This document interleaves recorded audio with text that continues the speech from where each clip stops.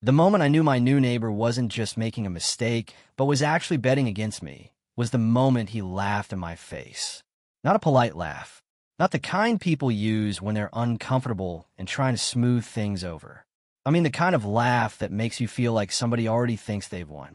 I was standing at the edge of my driveway, staring at a brand new cedar fence that had appeared over the course of 2 weekends, and I had just told him, as calmly as I could, that part of it was sitting on my property. He leaned against his porch rail, folded his arms, and grinned. Then maybe you should check your paperwork again, Wyatt. That was it. That was the first shot. My name is Wyatt Mercer. I'm 56 years old, retired now, living in a quiet subdivision outside Ashford, Missouri. Before retirement, I spent almost 25 years working in land planning and development consulting.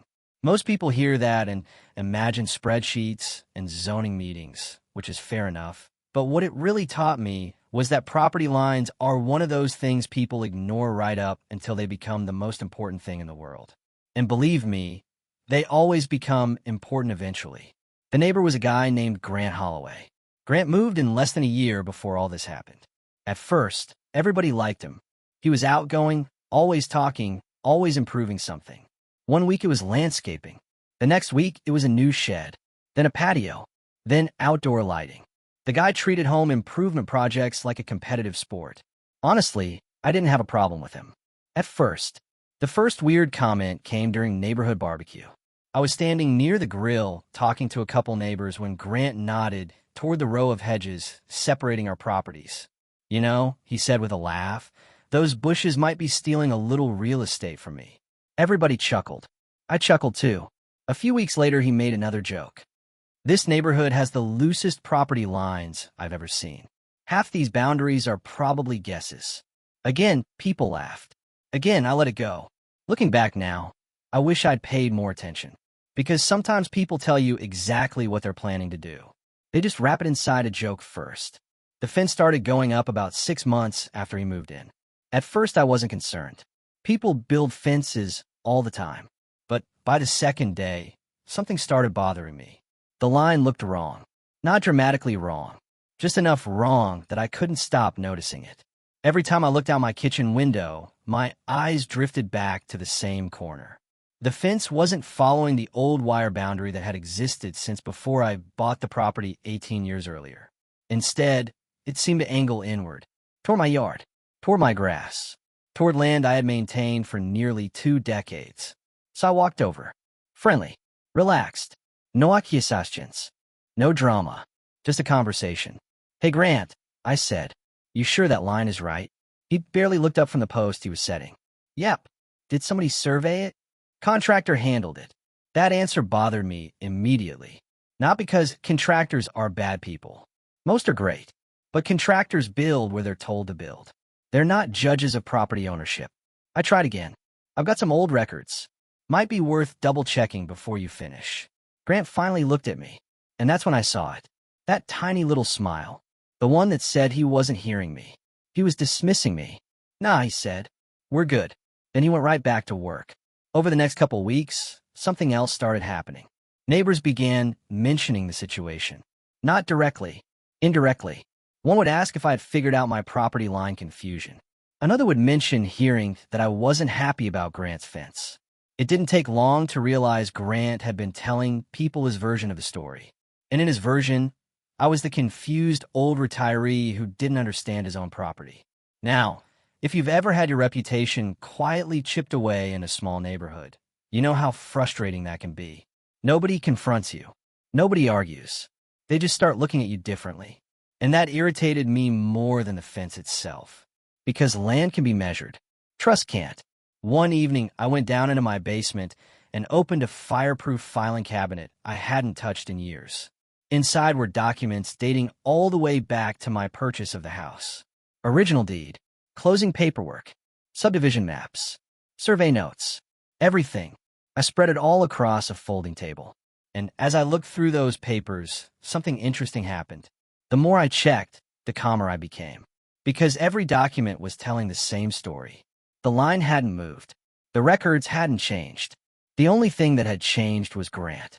2 days later, I walked over with copies. Not because I wanted to fight. Actually, the opposite. I want to give him one last opportunity to fix things before they got ugly. I handed him the documents. He flipped through maybe 3 pages, then handed them right back. Didn't even read them. If you've got a problem, he said, talk to a lawyer. I stared at him. He smiled. Then came the sentence that changed everything. Or better yet, get a survey. And then he laughed. A real laugh. The same laugh people use when they're absolutely convinced nothing is about to happen. I nodded. Okay. Just one word. Okay. Then I turned around and walked home. What Grant didn't know was that I'd spent most of my career working alongside surveyors. And when a man confidently invites proof into an argument, you should be very careful that proof isn't about to show up. That night, I picked up the phone and called an old surveying firm I trusted for years. By the time I hung up, a full boundary survey was scheduled for the following Tuesday morning. Not just the disputed corner, the entire property, every line, every marker, every inch. And as I sat alone at my kitchen table afterward, staring out toward that fence, I had a feeling I couldn't quite shake. The story Grant thought he was writing was about to change. He just didn't know it yet. Tuesday arrived with the kind of quiet morning that makes every sound feel bigger than it actually is. I was awake before sunrise, coffee sitting untouched on the kitchen counter while I stared out the window toward the fence. Not because I was nervous. At least I don't think I was. It felt more like anticipation. The same feeling you get when you already know how a movie ends, but you're waiting for everyone else to catch up. Around 7:15, I heard the first truck. A low diesel rumble rolled through the neighborhood, followed by another vehicle a minute later. I stepped outside. 3 surveyors climbed out wearing company uniforms and reflective vests. Equipment cases came out first, then tripods, measuring rods, GPS units, and a total station that looked expensive enough to make most homeowners nervous just looking at it. The crew leader introduced himself as Nathan Brooks. Gray hair, calm voice, firm handshake, the kind of man who looked like he trusted measurements more than opinions. I liked him immediately. I gave him a brief overview of the situation and handed over copies of my records. He skimmed through them, nodded once, and said, "We'll verify everything against the county records and original subdivision markers." Then he looked toward the fence. "We'll know exactly where that line is." Exactly. That word stayed with me. Because people can argue about feelings. They can argue about intentions. They can argue about memories. But exact is hard to argue with. The crew got to work. Tripods went up near the street. Equipment was calibrated. Coordinates were logged. To most people, it probably looked boring. To me, it looked beautiful. About 30 minutes in, I noticed movement across the street. Mrs. Parker was watering flowers. Or pretending to. Her watering can hadn't moved in 5 minutes. A little later, Frank Reynolds came out to check his mailbox for the 3rd time that morning. By 8 o'clock, there were probably half a dozen neighbors quietly observing from various locations. Nobody wanted to admit they were watching. Everybody was watching. Then Grant appeared, coffee mug in hand, still half asleep. At first, he didn't seem concerned. He glanced toward the survey equipment, looked away, then looked back again. His expression changed immediately. You could almost see the gears turning. He walked over slowly. "What we got going on here?" he asked, like he didn't already know. "Survey," I said. Just one word. His smile flickered. Not gone, just smaller. "Well," he said, forcing a chuckle. "Guess we'll settle it then." I remember thinking something funny in that moment. People always sound confident before the answer arrives. The confidence usually changes after. Nathan and his crew paid no attention to any of the neighborhood drama. They just kept working, point after point, measurement after measurement. The first significant development happened near the front corner of the properties. One of the surveyors located an old iron pin buried several inches underground. The original marker, exactly where county records said it should be. Nathan carefully documented it. Then the crew began extending the line toward the rear of both properties, toward the fence, toward the problem. Around 9:30, Grant stopped pretending he wasn't interested. His coffee mug had disappeared. His arms were crossed. He hadn't moved in almost 20 minutes. Every time the crew called out measurements, his eyes followed them. Every time they marked another point, his jaw tightened a little more. I noticed it. The neighbors noticed it. And I think Grant noticed everyone noticing it. Then something happened that told me the situation was no longer unfolding the way he'd expected. Nathan asked one of his assistants to verify a set of measurements, then verify them again. Not because they were uncertain, because that's what professionals do when accuracy matters. The second set matched the first. Exactly. Grant finally spoke. You sure you're using the right plat map? Nathan looked up, calm as ever. Original county filing. Then he went right back to work. No argument. No defensiveness. Just certainty. Oddly enough, that seemed to bother Grant more than if they'd argued with him. Because arguments create opportunities. Facts don't. By late morning, the survey crew had reached the rear section where the fence crossed what Grant believed was his property. The neighborhood audience had quietly grown. People were finding reasons to be outside. Walking dogs, checking mail, trimming bushes. One guy washed the same truck for almost an hour. Nobody wanted to miss whatever happened next. And then came the moment. Funny thing is, when people imagine moments like this, they picture dramatic music or some big announcement. Real life doesn't work that way. Most life-changing moments happen quietly. Nathan stood near the fence holding a clipboard. He reviewed his calculations, looked at the markers, checked the line one last time. Then he walked toward me. I remember hearing almost nothing. No words, no traffic, just the sound of my own heartbeat. Mr. Mercer, he said. His voice wasn't loud. It didn't need to be. Based on county records, original subdivision markers, and verified field measurements. He paused, then pointed toward the fence. This structure extends 4 feet and 7 inches into your property. For a second, nobody moved. Nobody spoke. The entire street seemed frozen. Even the neighbors. I looked at Grant. The grin was gone. The confidence was gone. The performance was gone. For the first time since this started, he looked genuinely uncertain. He stared at the fence, then at the survey markers, then back at Nathan. That can't be right. Quiet. Almost offensive. Nathan didn't react emotionally. We can walk through every measurement if you'd like. Grant shook his head. No, I'll have somebody check it. Nathan simply nodded. That's your right. And that was it. No shouting. No dramatic confrontation. No movie scene. Just reality arriving. The survey crew spent another hour documenting everything. Photographs, coordinates, boundary stakes, written notes. Before leaving, Nathan handed me a preliminary report. If this proceeds formally, he said, you'll have everything you need. Then the trucks pulled away. The crowd slowly dispersed. Conversations started immediately. Driveways, front porches, phone calls. By dinner time, half the neighborhood knew the results. By the next morning, everybody knew. The interesting thing was how quickly public opinion shifted. The same people who had quietly wondered whether I was confused now acted like they'd known the truth all along. Human nature is funny that way. People don't like uncertainty. Once certainty arrives, they rush to stand beside it. Grant, meanwhile, became difficult to find. His garage door stayed closed more often. His outdoor projects suddenly stopped. And for about a week, the neighborhood settled into an uneasy silence. But the real turning point wasn't the survey. The survey only revealed the truth. The real turning point came 10 days later when the county decided to act on it. Because that's when this stopped being a disagreement between neighbors and became a problem with an official price tag attached to it. And trust me, that price was a lot bigger than Grant ever imagined. 10 days after the survey, I opened my mailbox and found one of those envelopes that immediately tells you something official is inside. You know the kind. Plain. Serious. No marketing logo. No unnecessary words. Just business. Inside was a copy of the county's determination. I read every line carefully. Then I read it again. The language was straightforward.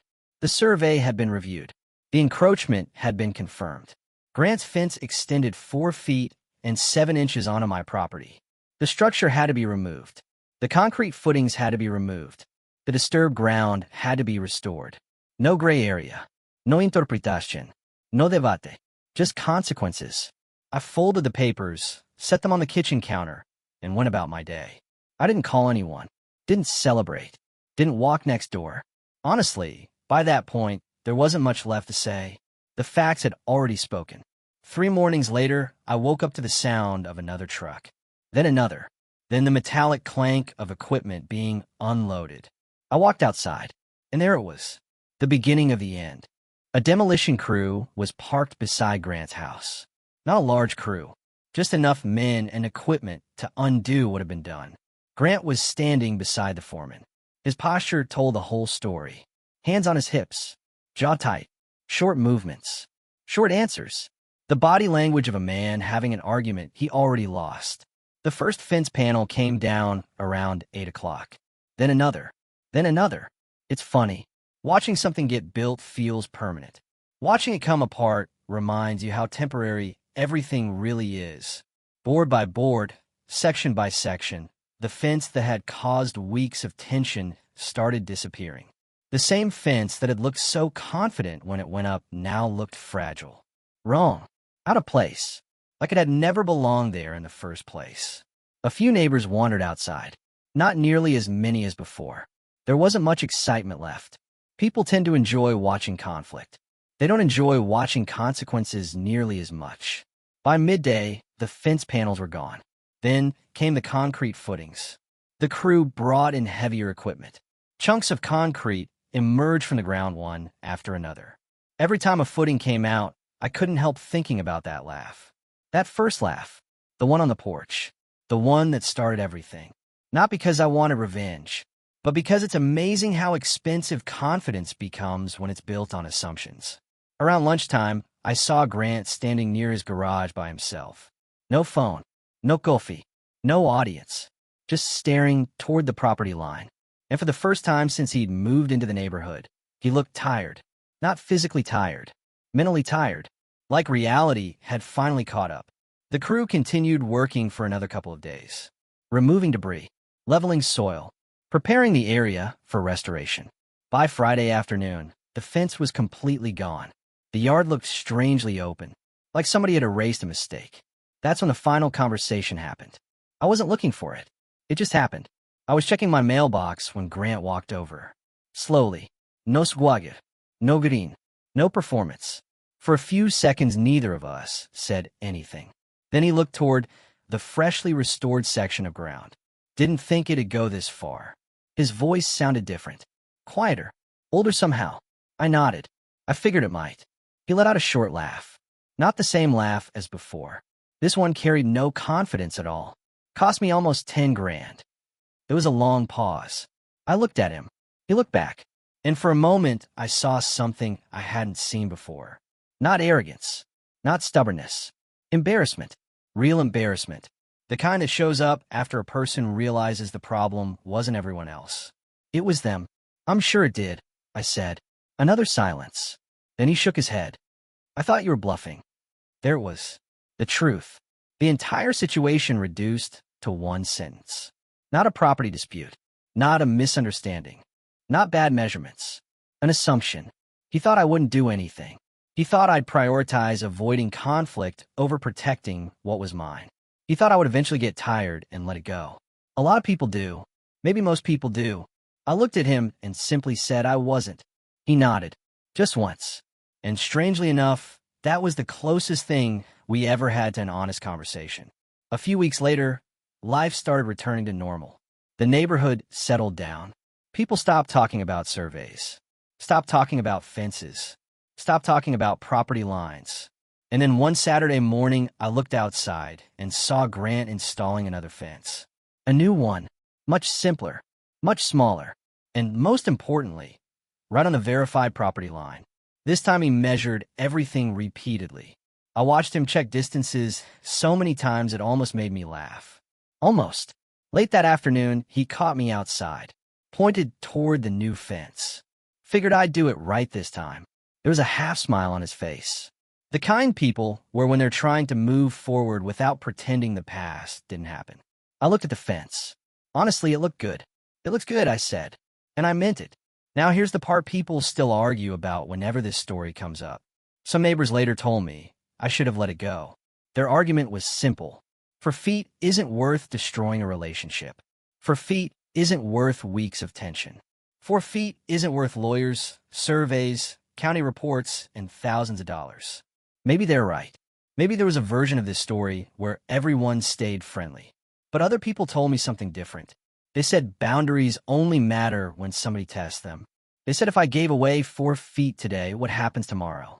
What happens the next time someone decides your silence means permission? What happens when keeping the peace slowly becomes surrendering pieces of yourself, one compromise at a time? And honestly, all these years later, I still don't know if there's a perfect answer. I don't see this as a victory. Nobody really won. Money was lost. Relationships were damaged. Stress was created. But I do think there's a lesson somewhere inside all of it. Sometimes people mistake kindness for weakness. Sometimes they mistake patience for surrender. And sometimes the loudest person in the room is simply betting nobody else is willing to stand up until someone does. So now I want to ask you something. If you were in my position, would you have let the fence stay and kept the peace with the neighborhood? Or would you have done exactly what I did and followed the dispute all the way to the end, even knowing it would create tension, cost money, and make life uncomfortable for a while? Let me know down in the comments. I'm genuinely curious where you draw the line between being a good neighbor and allowing someone to take advantage of you.